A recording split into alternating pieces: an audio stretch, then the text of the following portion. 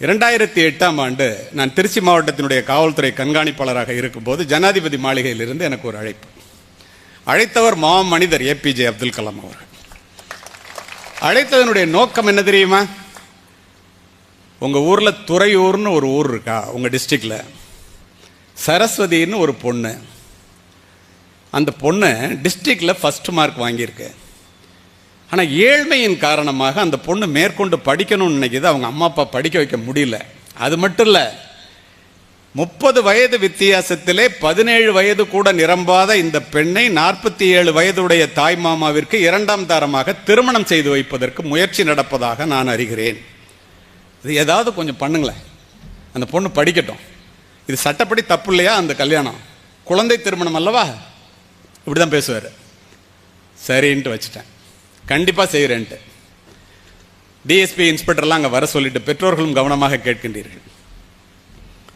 நான் போகிறதுக்குள்ளேயே டிஎஸ்பி இன்ஸ்பெக்டர்லாம் அங்கே சொல்லிட்டாங்க, இது குழந்தை திருமணமாக நடத்தக்கூடாது, அந்த பொண்ணு பாருங்கள் பிடித்தம் இல்லை, ராத்திரியெல்லாம் அழுது கண்ணெல்லாம் சிவந்திருக்கு. இல்லை சார், ஏழ்மை தான் காரணம், சட்டப்படி தப்புனா நாங்கள் நிறுத்திடுறோம் சார், ஒன்றும் பிரச்சனை எங்களுக்கு, தாய் மாமாவுக்கு தான் கோயிலில் போய் கல்யாணம் பண்ணுறதா இருந்தோம், நிறுத்திடுறோன்ட்டு நிறுத்திட்டாங்க. நான் போய் இறங்குறேன். நீங்கள் கொடுத்து வைத்தவர்கள் என்று சொன்னேனே, இப்படிப்பட்ட பெற்றோர்களை பெற்றதற்காக ஏன் என்று தெரிந்து கொள்ளுங்கள். போய் இறங்கினோன்னே, சார் நான் டிஸ்ட்ரிக்ட்லேயே ஃபஸ்ட்டு வந்திருக்கேன் சார், நான் படிக்கணும் சார் அப்படின்னு. எங்கம்மா படிக்கணும்னு கேட்டேன். திருச்சியில் உள்ள ரொம்ப பின் ட்ராப் சைலண்ட்னா இதான், ரொம்ப ஆர்வமாக கேட்குறீங்க, அது வரைக்கும் மகிழ்ச்சி. ஒரு பெரிய கல்லூரியை சொல்லி கம்ப்யூட்டர் சயின்ஸ் படிக்கணும் சார். அங்கேருந்து அந்த முதல்வர்கிட்ட பேசினேன், ஒரு சீட் வேணுமான்ட்டு. சார் நீங்களே பேசுகிறீங்க, நான் கொடுத்துட்றேன் சார். ரெண்டாவது எனக்காக கொடுக்க வேண்டாமா, அந்த பொண்ணு டிஸ்ட்ரிக்ட் ஃபஸ்ட்டு சார், இன்றைக்கி தான் லாஸ்ட் டேட் சார், எல்லாத்தையும் ஃபைனலைஸ் பண்ணி அனுப்புகிறோம், 4 மணிக்குள்ளே அந்த பொண்ணை அனுப்பிச்சிட்டிங்கன்னா பரவாயில்ல. இல்லைம்மா 3 மணிக்கே நானே அழைச்சிட்டு வந்து விட்டுறாங்க, அவங்க அம்மா அப்பாலாம் கூட வர்றாங்க அப்படின்னு சொல்லிட்டு நான் அந்த பொண்ணுகிட்ட கேட்டேன், நீங்களாம் இந்த வயசில் எப்படி இருக்கிறீங்க, எப்படி இருக்கணுங்கிறத தெரிஞ்சுங்க. ஏம்மா, உனக்கு பிடிக்காத கல்யாணம் உங்கள் அம்மா அப்பா நிறுத்திட்டாங்க, உனக்கு பிடிச்ச படிப்பை நான் வாங்கி கொடுத்துட்டேன், ஆனால் உனக்காக ஜனாதிபதி மாளிகையிலேருந்து அதுவும் அப்துல் கலாம் சார் பேசினாரே எப்படின்னு கேட்டேன். அதுவா சார், 8வது படிக்கும்போது கல்வி சுற்றுலா அழைச்சிட்டு போயிருந்தாங்க, அண்ணாமலை யூனிவர்சிட்டிக்கு போயிருந்தோம், அப்துல் கலாம் சார் அணு விஞ்ஞானி அங்கே வந்திருந்தார், கேள்வி கேட்க சொன்னாங்க. நான் எந்திரிச்சு ஒரு கேள்வி கேட்டேன், பெண்களினுடைய முன்னேற்றத்திற்கு அடிப்படை தேவை என்ன அப்படின்னு ஒரு கேள்வியை கேட்டேன் சார். அடுத்த நொடி சொன்னார், எஜுகேஷன், கல்வி அப்படின்னு ஒற்றை வார்த்தையில் பதில் சொன்னார். 4 பேர் வந்து கேள்வி கேட்டவங்களுக்கு அவருடைய கார்டை கொடுத்தாரு. அதில் அவருடைய இமெயில் ஐடியும் ஃபோன் நம்பர் இருந்துச்சு. சரின்னு நான் அதை பத்திரமா வச்சுருந்தேன். பேசி பார்ப்போமேன்னு காலையில் 7 மணிக்கு பேசினேன் சார். எங்கள் அம்மா அப்பாவே படிக்க வைக்க மாட்டேங்கிறாங்க, டிஸ்ட்ரிக்டில் ஃபஸ்ட்டு வந்திருக்கேன்னு அவரே வாக்கிங் போயிட்டு வந்தவர் எடுத்துட்டாரு சார். அதனால தான் சார் நீங்கள் இங்கே வந்து நிற்கிறீங்கன்னு. நின்னவன் பூரா ஆஃப். ஒரு குக்கிராமத்திலிருந்து தன்னுடைய கல்வியை தொடருவதற்காக ஜனாதிபதியை தொடர்பு கொள்ள முடிகிறது. தமிழன் ஒருவன் ஜனாதிபதி மாளிகையில் அமர்ந்திருந்த காரணத்தினால் அந்த பிள்ளைக்கு பதிலும் கிடைக்கிறது. இதோட இருந்தால் உங்களுக்கு நான் முடிச்சிருக்கு சொல்லியே இருக்க மாட்டேன். 8 ஆண்டுகள் கழித்து அமெரிக்காவிலே நடந்த வட அமெரிக்க தமிழ்ச்சங்க பேரவை மாநாட்டிலே டல்லஸ்ல பேசிட்டு நான் கீழே வந்து உட்கார்றேன். ஒரு பெண் மேடைக்கு போய் 2 நிமிஷம் பேசணும்னு நிகழ்ச்சி ஏற்பாட்டாளர்களிடம் பர்மிஷன் கேட்குது, அனுமதி வழங்கப்படுகிறது.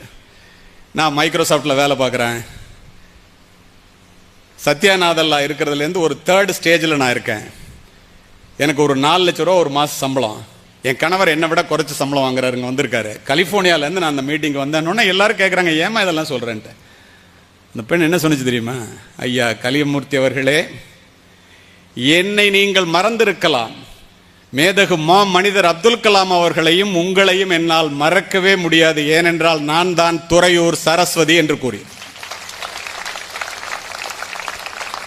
அடுப்படியிலே 2ஆம் தாரமாக வாழ்க்கைப்பட்டு தன்னுடைய வாழ்க்கையை முடித்துக்கொள்ள இருந்த பெண்ணை அமெரிக்காவிலே கலிபோர்னியாவிலே கொண்டு போய் நிறுத்தியது எது? படித்தவன்லாம் வேலை பார்க்குறானா? படித்தா பெரிய ஆள் ஆயிடலாமா? எவனாவது முட்டாள் சொல்லுவான். யாரெல்லாம் படிக்காமல் பெரிய ஆள் ஆயிருக்காங்கன்னு கேட்டாக்க ஒரு 10 பேரை சொல்லுவான், அதுக்கு மேலே அவனுக்கு சொல்ல தெரியாது. கோடிக்கணக்கான இளைஞர்கள் படித்துவிட்டு இந்த உலகம் முழுவதும் இந்தியாவில் மட்டுமின்றி மிகப்பெரிய இடத்திலே இருப்பதை தினம் தினம் பார்த்து கொண்டிருக்கின்ற நான் சொல்லுகின்றேன், படித்தால்தான் பெரிய ஆளாக முடியும். படிக்காமல் பெரிய ஆளாக மாறியவர்கள் கூட படிக்கவில்லை என்று கண்கலங்கி கையெழுத்து எந்த இடத்திலே போட வேண்டும் என்ற மிகப்பெரிய மனிதர்களை நான் காவல்துறை அதிகாரியாக கண்டிருக்கின்றேன்.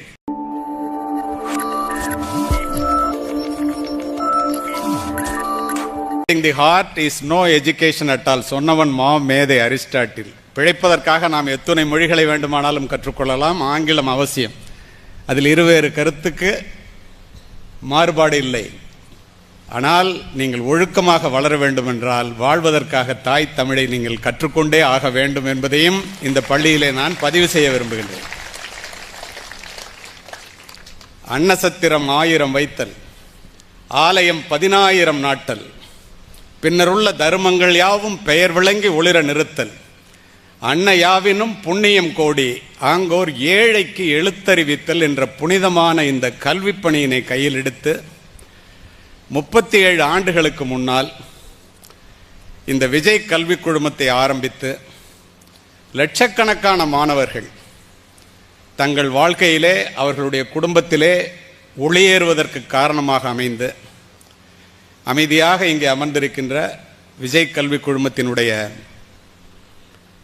தலைவர், நிறுவன தலைவர், மரியாதைக்கும் மதிப்பிற்கும் உரிய என்னுடைய அன்பு நண்பர் திரு மணிவண்ணன் அவர்களே,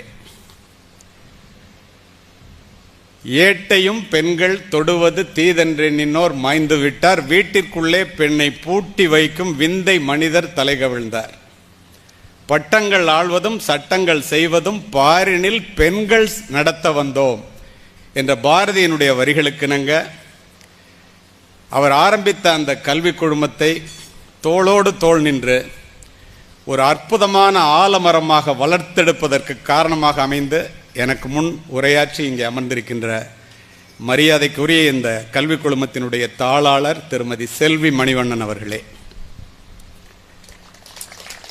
பட்டங்கள் ஆள்வதும் சட்டங்கள் செய்வதும் பாரினில் பெண்கள் நடத்த வந்தோம், 8 அறிவினில் ஆணுக்கு இங்கே பெண் இளைப்பிள்ளை கான் என்பதற்கிணங்க இந்த விஜய் வித்யாஸ்ரம் சிபிஎஸ்இ பள்ளியினுடைய முதல்வர் திருமதி லைலா குமாரி அவர்களே,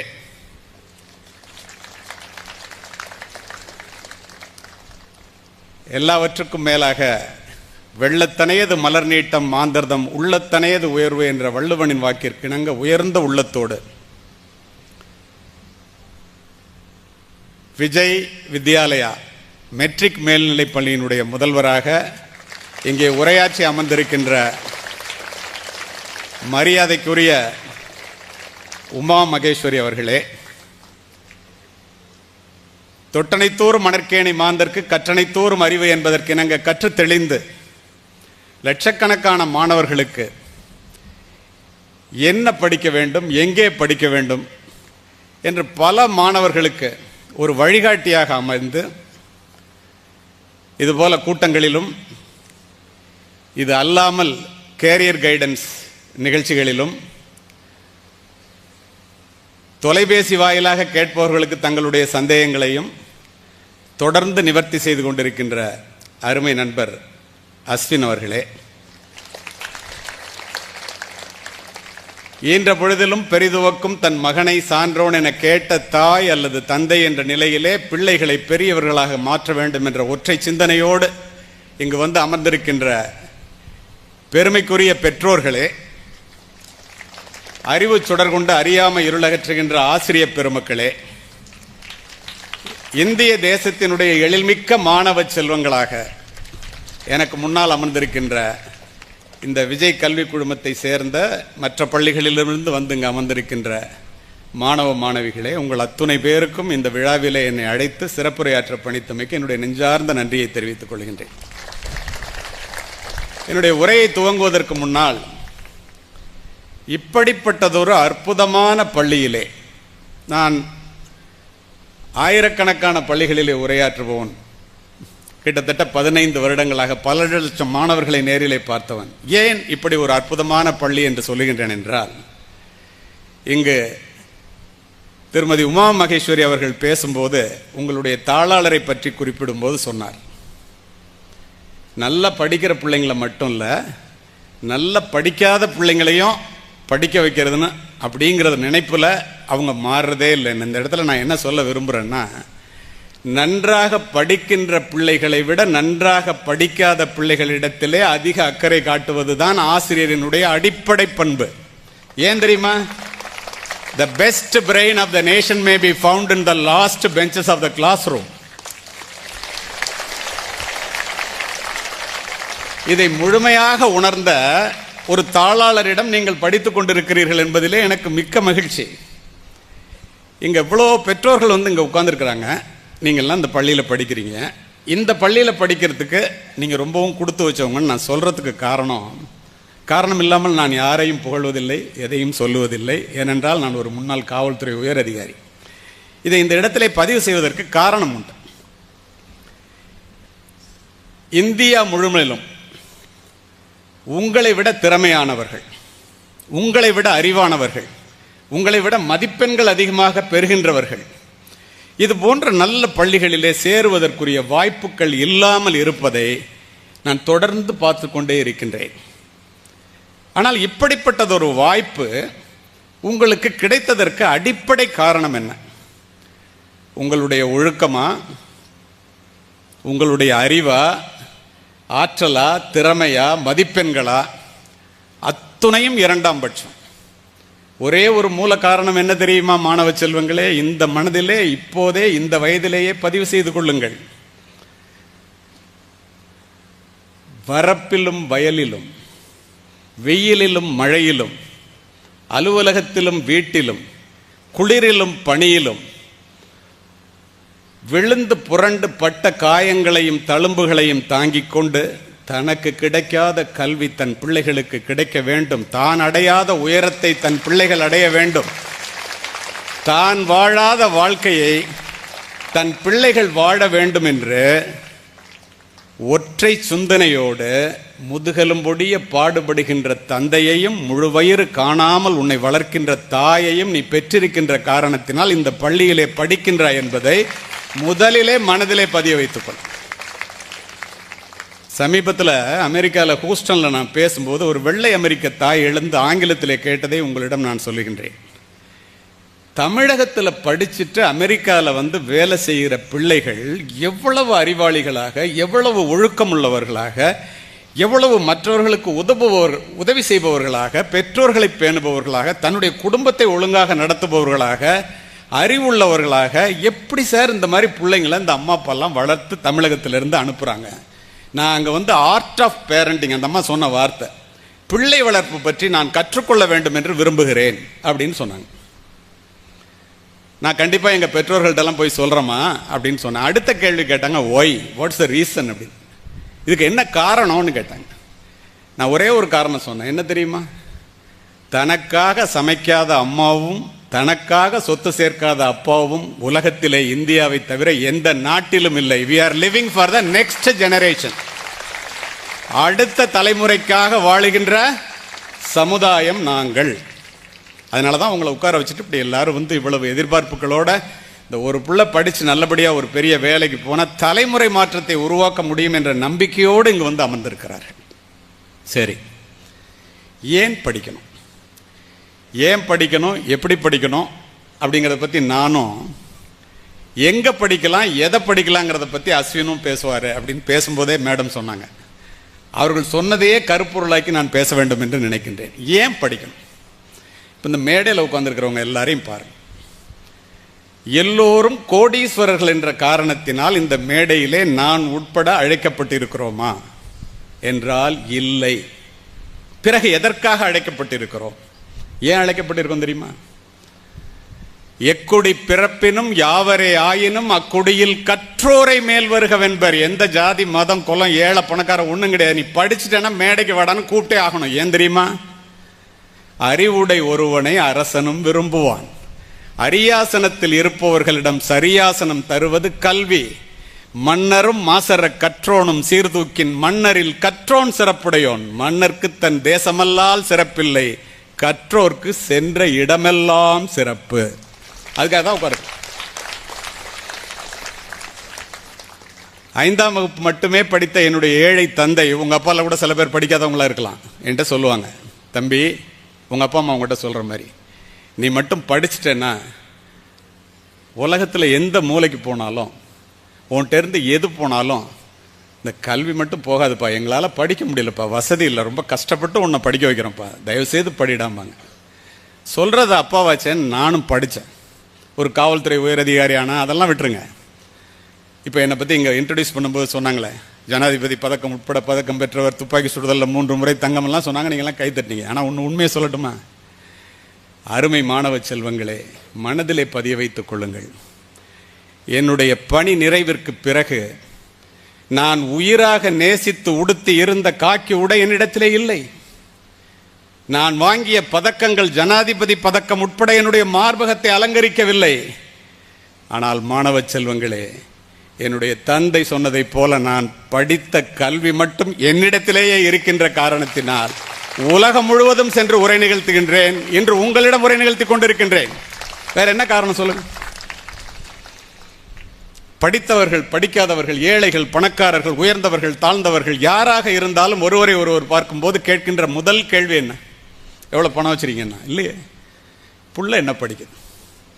விஜய் வித்யாலயா, விஜய் வித்யாசிரமத்திலையா? எப்படி படிக்குது என்பது தானே ஒழிய வேறல்லவே. ஏன்? பணத்தையே தேடி ஓடிக்கொண்டிருக்கின்ற இந்த உலகத்தில் எவன் யாரை பார்த்தாலும் புள்ள என்ன படிக்குது, ஏன் இந்த கேள்வி வைக்கிறோம்? ஏன் தெரியுமா? பணத்தை விட கல்வி பெருசு. எப்படி தெரியுமா? வெள்ளத்தால் போகாது, வெண்தணலால் வேகாது, வேந்தராலும் கொள்ளத்தான் இயலாது, கொடுத்தாலும் நிறைவின்றி குறையாது. பணம் கொடுக்க கொடுக்க குறையுண்டா, கல்வி கொடுக்க கொடுக்க வளருண்டா. நான் அவங்ககிட்ட பேச பேச கல்வி வளரும். எங்கேயாவது கேள்விப்பட்டீங்களா அந்த மாதிரி? அதனால தான் ஏன்னு கேட்குறான். கல்வி ஏழைகளுக்கு செல்வம், செல்வர்களுக்கு அணிகலன், வீட்டிற்கு விளக்கு, நாட்டிற்கு நன்மை, பெண்களுக்கு பாதுகாப்பு. அது என்ன பெண்களுக்கு பாதுகாப்பு? ஒரு உண்மை சம்பவத்தை இந்த இடத்திலே பதிவு செய்கிறேன். நான் காவல்துறை அதிகாரி என்ற காரணத்தினால் உண்மை சம்பவங்களை பதிவு செய்து உங்களுடைய இதயத்தை தொட வேண்டும் என்று நினைப்பது எனக்கு வழக்கம். 2008ஆம் ஆண்டு நான் திருச்சி மாவட்டத்தினுடைய காவல்துறை கண்காணிப்பாளராக இருக்கும்போது ஜனாதிபதி மாளிகையிலிருந்து எனக்கு ஒரு அழைப்பு. அழைத்தவர் மனிதர் APJ அப்துல் கலாம் அவர்கள். அழைத்ததனுடைய நோக்கம் என்ன தெரியுமா? உங்க ஊர்ல துறையூர்னு ஒரு ஊர் இருக்கா, உங்க டிஸ்ட்ரிக்ட்ல சரஸ்வதின்னு ஒரு பொண்ணு. அந்த பொண்ணு டிஸ்ட்ரிக்ட்ல ஃபர்ஸ்ட் மார்க் வாங்கியிருக்கு. ஆனால் ஏழ்மையின் காரணமாக அந்த பொண்ணு மேற்கொண்டு படிக்கணும்னு நினைக்கிது. அவங்க அம்மா அப்பா படிக்க வைக்க முடியல. அது மட்டும் இல்லை, 30 வயது வித்தியாசத்திலே 17 வயது கூட நிரம்பாத இந்த பெண்ணை 47 வயதுடைய தாய் மாமாவிற்கு 2ஆம் தாரமாக திருமணம் செய்து வைப்பதற்கு முயற்சி நடப்பதாக நான் அறிகிறேன். இது ஏதாவது கொஞ்சம் பண்ணுங்களேன், அந்த பொண்ணு படிக்கட்டும். இது சட்டப்படி தப்பு இல்லையா? அந்த கல்யாணம் குழந்தை திருமணம் அல்லவா? இப்படிதான் பேசுவார். சரின்ட்டு வச்சுட்டேன், கண்டிப்பா செய்கிறேன்ட்டு. டிஎஸ்பி இன்ஸ்பெக்டர்லாம் அங்கே வர சொல்லிட்டு, பெற்றோர்களும் கவனமாக கேட்கின்றீர்கள். நான் போகிறதுக்குள்ளேயே டிஎஸ்பி இன்ஸ்பெக்டர்லாம் அங்கே சொல்லிட்டாங்க, இது குழந்தை திருமணமாக நடத்தக்கூடாது, அந்த பொண்ணு பாருங்க பிடித்தம்ல, ராத்திரியெல்லாம் அழுது கண்ணெல்லாம் செவந்திருக்கு. இல்லை சார், ஏழ்மை தான் காரணம், சட்டப்படி தப்புனா நாங்கள் நிறுத்திடுறோம் சார், ஒன்றும் பிரச்சனை எங்களுக்கு, தாய் மாமாவுக்கு தான் கோயிலில் போய் கல்யாணம் பண்ணுறதா இருந்தோம், நிறுத்திடுறோன்ட்டு நிறுத்திட்டாங்க. நான் போய் இறங்குறேன். நீங்கள் கொடுத்து வைத்தவர்கள் என்று சொன்னேனே, இப்படிப்பட்ட பெற்றோர்களை பெற்றதற்காக ஏன் என்று தெரிந்து கொள்ளுங்கள். போய் இறங்கினோன்னே, சார் நான் டிஸ்ட்ரிக்ட்லேயே ஃபஸ்ட்டு வந்திருக்கேன் சார், நான் படிக்கணும் சார் அப்படின்னு. எங்கம்மா படிக்கணும்னு கேட்டேன். திருச்சியில் உள்ள ரொம்ப பின் ட்ராப் சைலண்ட்னா இதான், ரொம்ப ஆர்வமாக கேட்குறீங்க, அது வரைக்கும் மகிழ்ச்சி. ஒரு பெரிய கல்லூரியை சொல்லி கம்ப்யூட்டர் சயின்ஸ் படிக்கணும் சார். அங்கேருந்து அந்த முதல்வர்கிட்ட பேசினேன், ஒரு சீட் வேணுமான்ட்டு. சார் நீங்களே பேசுகிறீங்க, நான் கொடுத்துட்றேன் சார். ரெண்டாவது எனக்காக கொடுக்க வேண்டாமா, அந்த பொண்ணு டிஸ்ட்ரிக்ட் ஃபஸ்ட்டு சார், இன்றைக்கி தான் லாஸ்ட் டேட் சார், எல்லாத்தையும் ஃபைனலைஸ் பண்ணி அனுப்புகிறோம், 4 மணிக்குள்ளே அந்த பொண்ணை அனுப்பிச்சிட்டிங்கன்னா பரவாயில்ல. இல்லைம்மா 3 மணிக்கே நானே அழைச்சிட்டு வந்து விட்டுறாங்க, அம்மா அப்பாலாம் கூட வர்றாங்க அப்படின்னு சொல்லிட்டு நான் அந்த பொண்ணுகிட்ட கேட்டேன், நீங்களாம் இந்த வயசில் எப்படி இருக்கிறீங்க, எப்படி இருக்கணுங்கிறத தெரிஞ்சுங்க. ஏம்மா, உனக்கு பிடிக்காத கல்யாணம் உங்கள் அம்மா அப்பா நிறுத்திட்டாங்க, உனக்கு பிடிச்ச படிப்பை நான் வாங்கி கொடுத்துட்டேன், ஆனால் உனக்காக ஜனாதிபதி மாளிகையிலிருந்து அதுவும் அப்துல் கலாம் சார் பேசினாரே எப்படின்னு கேட்டேன். அதுவா சார், 8வது படிக்கும்போது கல்வி சுற்றுலா அழைச்சிட்டு போயிருந்தாங்க, அண்ணாமலை யூனிவர்சிட்டிக்கு போயிருந்தோம், அப்துல் கலாம் சார் அணுவிஞ்ஞானி அங்கே வந்திருந்தார், கேள்வி கேட்க சொன்னாங்க. நான் எந்திரிச்சு ஒரு கேள்வி கேட்டேன், பெண்களினுடைய முன்னேற்றத்திற்கு அடிப்படை தேவை என்ன அப்படின்னு ஒரு கேள்வியை கேட்டேன் சார். அடுத்த நொடி சொன்னார், எஜுகேஷன், கல்வி அப்படின்னு ஒற்றை வார்த்தையில் பதில் சொன்னார். 4 பேர் வந்து கேள்வி கேட்டவங்களுக்கு அவருடைய கார்டை கொடுத்தாரு. அதில் அவருடைய இமெயில் ஐடியும் ஃபோன் நம்பரும் இருந்துச்சு. சரின்னு நான் அது பத்திரமா வச்சிருந்தேன். பேசி பார்ப்போமேன்னு காலையில் 7 மணிக்கு பேசினேன் சார். எங்கள் அம்மா அப்பாவே படிக்க வைக்க மாட்டேங்கிறாங்க, டிஸ்ட்ரிக்டில் ஃபர்ஸ்ட் வந்திருக்கேன்னு அவரே வாக்கிங் போயிட்டு வந்தவர் எடுத்துட்டாரு சார். அதனால தான் சார் நீங்கள் இங்கே வந்து நிற்கிறீங்கன்னு. நின்னவன் பூரா ஆஃப். ஒரு குக்கிராமத்திலிருந்து தன்னுடைய கல்வியை தொடருவதற்காக ஜனாதிபதியை தொடர்பு கொள்ள முடிகிறது. தமிழன் ஒருவன் ஜனாதிபதி மாளிகையில் அமர்ந்திருந்த காரணத்தினால் அந்த பிள்ளைக்கு பதிலும் கிடைக்கிறது. இதோட இருந்தால் உங்களுக்கு நான் முடிச்சிருக்கு சொல்லியே இருக்க மாட்டேன். 8 ஆண்டுகள் கழித்து அமெரிக்காவிலே நடந்த வட அமெரிக்க தமிழ்ச்சங்க பேரவை மாநாட்டிலே டல்லஸ்ல பேசிட்டு நான் கீழே வந்து உட்கார்றேன். ஒரு பெண் மேடைக்கு போய் 2 நிமிஷம் பேசணும்னு நிகழ்ச்சி ஏற்பாட்டாளர்களிடம் பர்மிஷன் கேட்குது. அனுமதி வழங்கப்படுகிறது. நான் மைக்ரோசாஃப்டில் வேலை பார்க்குறேன். சத்யாநாதல்லா இருக்கிறதுலேருந்து ஒரு 3rd ஸ்டேஜில் நான் இருக்கேன். எனக்கு ஒரு 4 லட்ச ரூபா ஒரு மாதம் சம்பளம். என் கணவர் என்னை விட குறைச்சி சம்பளம் வாங்குறாருங்க, வந்திருக்காரு கலிஃபோர்னியாவிலேருந்து. நான் அந்த மீட்டிங் வந்தேன்னொன்னே எல்லாரும் கேட்குறாங்க ஏமா இதெல்லாம் சொல்கிறேன்ட்டு. அந்த பெண் என்ன சொன்னிச்சு தெரியுமா? ஐயா கலியமூர்த்தி அவர்களே, என்னை நீங்கள் மறந்திருக்கலாம், மேதகு மனிதர் அப்துல் கலாம் அவர்களையும் உங்களையும் என்னால் மறக்கவே முடியாது. ஏனென்றால் நான் தான் துறையூர் சரஸ்வதி என்று கூறி அடுப்படியிலே 2ஆம் தாரமாக வாழ்க்கைப்பட்டு தன்னுடைய வாழ்க்கையை முடித்துக் கொள்ள இருந்த பெண்ணை அமெரிக்காவிலே கலிபோர்னியாவிலே கொண்டு போய் நிறுத்தியது எது? படிச்சவன்லாம் வேலை பார்க்கறானா? படிச்சா பெரிய ஆள் ஆயிரலாமா? எவனாவது முட்டாள் சொல்லுவான். யாரெல்லாம் படிக்காம பெரிய ஆள் ஆயிருக்காங்கன்னு கேட்டாக்க ஒரு 10 பேரை சொல்லுவான். அதுக்கு மேல அவனுக்கு சொல்ல தெரியாது. கோடிக்கணக்கான இளைஞர்கள் படித்துவிட்டு இந்த உலகம் முழுவதும் இந்தியாவில் மட்டுமின்றி மிகப்பெரிய இடத்திலே இருப்பதை தினம் தினம் பார்த்து கொண்டிருக்கின்ற நான் சொல்லுகின்றேன், படித்தால்தான் பெரிய ஆளாக முடியும். படிக்காமல் பெரிய ஆளாக மாறியவர்கள் கூட படிக்கவில்லை என்று கண்கலங்கி கையெழுத்து எந்த இடத்திலே போட வேண்டும் என்ற மிகப்பெரிய மனிதர்களை நான் காவல்துறை அதிகாரியாக கண்டிருக்கின்றேன். நாடோறு நாடுக மன்னன் வினை செய்வான் கோடாமை கோடா துலகு முயுவ விளக்க உரை. தொழில் செய்கின்றவன் கோணாதிருக்கும் வரையில் உலகம் கெடாது. ஆகையால் மன்னன் நாள்தோறும் அவனுடைய நிலைமையை ஆராய வேண்டும். சாலமன் பாப்பையா விளக்க உரை. மேல் பதவியில் இருப்பவன் தவறு செய்யாவிட்டால் மக்களும் தவற செய்யார். அதனால் பதவியில் இருப்பவரை நாளும் கவனித்து நிர்வாகம் எச்சரிக்கையாக இருக்க வேண்டும். கலைஞர் விளக்க உரை. உழைப்போர் உள்ளம் வாடாமல் இருக்கும் வரையில் உலகின் செழிப்பும் வாடாமல் இருக்கும். எனவே உழைப்போர் நிலையே ஒவ்வொரு நாளும் அரசி. நாடோறு நாடுக மன்னன் வினை செய்வான் கோடாமை கோடா துலகு முயுவ விளக்க உரை. தொழில் செய்கின்றவன் கோணாதிருக்கும் வரையில் உலகம் கெடாது. ஆகையால் மன்னன் நாள்தோறும் அவனுடைய நிலைமையை ஆராய வேண்டும். சாலமன் பாப்பையா விளக்க உரை. மேல் பதவியில் இருப்பவன் தவறு செய்யாவிட்டால் மக்களும் தவற செய்யார். அதனால் பதவியில் இருப்பவரை நாளும் கவனித்து நிர்வாகம் எச்சரிக்கையாக இருக்க வேண்டும். கலைஞர் விளக்க உரை. உழைப்போர் உள்ளம் வாடாமல் இருக்கும் வரையில் உலகின் செழிப்பும் வாடாமல் இருக்கும். எனவே உழைப்போர் நிலையே ஒவ்வொரு நாளும் அரசி. நாடோறு நாடுக மன்னன் வினை செய்வான் கோடாமை கோடா துலகு முயுவ விளக்க உரை. தொழில் செய்கின்றவன் கோணாதிருக்கும் வரையில் உலகம் கெடாது. ஆகையால் மன்னன் நாள்தோறும் அவனுடைய நிலைமையை ஆராய வேண்டும். சாலமன் பாப்பையா விளக்க உரை. மேல் பதவியில் இருப்பவன் தவறு செய்யாவிட்டால் மக்களும் தவற செய்யார். அதனால் பதவியில் இருப்பவரை நாளும் கவனித்து நிர்வாகம் எச்சரிக்கையாக இருக்க வேண்டும். கலைஞர் விளக்க உரை. உழைப்போர் உள்ளம் வாடாமல் இருக்கும் வரையில் உலகின் செழிப்பும் வாடாமல் இருக்கும். எனவே உழைப்போர் நிலையே ஒவ்வொரு நாளும் அரசி. நாடோறு நாடுக மன்னன் வினை செய்வான் கோடாமை கோடா துலகு முயுவ விளக்க உரை. தொழில் செய்கின்றவன் கோணாதிருக்கும் வரையில் உலகம் கெடாது. ஆகையால் மன்னன் நாள்தோறும் அவனுடைய நிலைமையை ஆராய வேண்டும். சாலமன் பாப்பையா விளக்க உரை. மேல் பதவியில் இருப்பவன் தவறு செய்யாவிட்டால் மக்களும் தவற செய்யார். அதனால் பதவியில் இருப்பவரை நாளும் கவனித்து நிர்வாகம் எச்சரிக்கையாக இருக்க வேண்டும். கலைஞர் விளக்க உரை.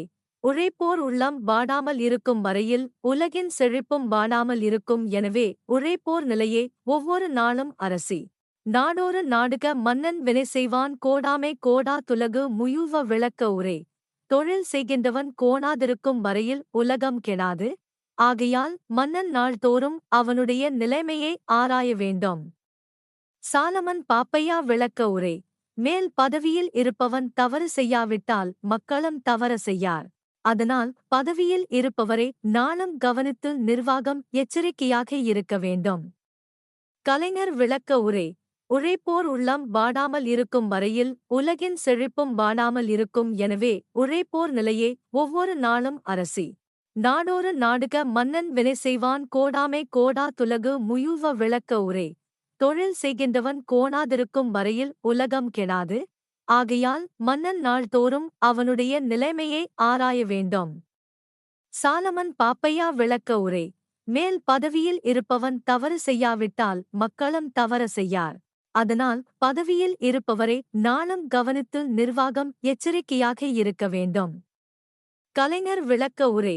உழைப்போர் உள்ளம் வாடாமல் இருக்கும் வரையில் உலகின் செழிப்பும் வாடாமல் இருக்கும். எனவே உழைப்போர் நிலையே ஒவ்வொரு நாளும் அரசி. நாடோறு நாடுக மன்னன் வினை செய்வான் கோடாமை கோடா துலகு முயுவ விளக்க உரை. தொழில் செய்கின்றவன் கோணாதிருக்கும் வரையில் உலகம் கெடாது. ஆகையால் மன்னன் நாள்தோறும் அவனுடைய நிலைமையை ஆராய வேண்டும். சாலமன் பாப்பையா விளக்க உரை. மேல் பதவியில் இருப்பவன் தவறு செய்யாவிட்டால் மக்களும் தவற செய்யார். அதனால் பதவியில் இருப்பவரை நாளும் கவனித்து நிர்வாகம் எச்சரிக்கையாக இருக்க வேண்டும். கலைஞர் விளக்க உரை. உழைப்போர் உள்ளம் வாடாமல் இருக்கும் வரையில் உலகின் செழிப்பும் வாடாமல் இருக்கும். எனவே உழைப்போர் நிலையே ஒவ்வொரு நாளும் அரசி. நாடோறு நாடுக மன்னன் வினை செய்வான் கோடாமை கோடா துலகு முயுவ விளக்க உரை. தொழில் செய்கின்றவன் கோணாதிருக்கும் வரையில் உலகம் கெடாது. ஆகையால் மன்னன் நாள்தோறும் அவனுடைய நிலைமையை ஆராய வேண்டும். சாலமன் பாப்பையா விளக்க உரை. மேல் பதவியில் இருப்பவன் தவறு செய்யாவிட்டால் மக்களும் தவற செய்யார். அதனால் பதவியில் இருப்பவரை நாளும் கவனித்து நிர்வாகம் எச்சரிக்கையாக இருக்க வேண்டும். கலைஞர் விளக்க உரை. உழைப்போர் உள்ளம் வாடாமல் இருக்கும் வரையில் உலகின் செழிப்பும் வாடாமல் இருக்கும். எனவே உழைப்போர் நிலையே ஒவ்வொரு நாளும் அரசி.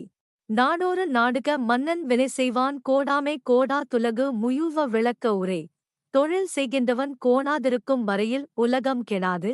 ஆகையால் மன்னன் நாள்தோறும் அவனுடைய நிலைமையை ஆராய வேண்டும்.